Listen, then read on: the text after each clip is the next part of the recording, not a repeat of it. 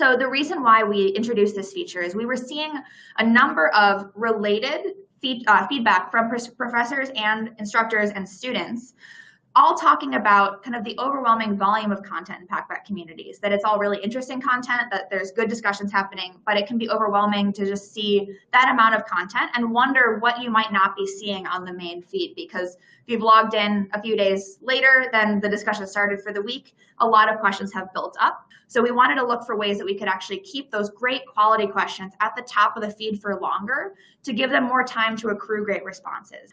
So what we've introduced is a new sorting feature that has several different parameters depending on your role type.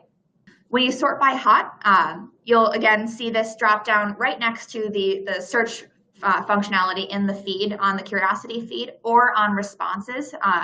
When you go into an individual question, you'll see this sorting box immediately above any of the responses on that question. This will highlight the freshest feed of high quality and active posts.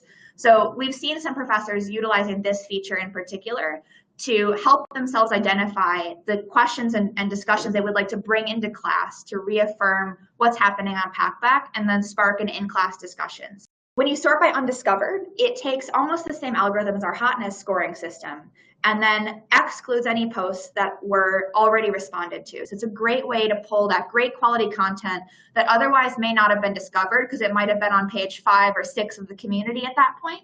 It will pull it back up if it's incredibly high quality, recently posted, and has not received any touch points from the class yet. And then the 3 additional sorting parameters that we talked about, active, again, sort by most responses. For questions, that's how many responses total it's received. For when you're sorting responses on a question, it's looking at how many critical debate points has each response received. So a highly debated response will get pulled up to the top. Quality sorts simply by curiosity score. And again, this can be applied to the Curiosity feed to sort all the questions in a community, or going into an individual discussion to sort all the responses by highest curiosity score. So another great way to identify top quality responses if you'd like to highlight really excellent, high effort, interesting and debated responses in your class. If you'd like to call out a student with positive feedback, either with feedback on the platform using the custom feedback feature through Packback, which notifies a student by email, or you can use that feature to help identify those great quality posts in class and give them public verbal feedback as well.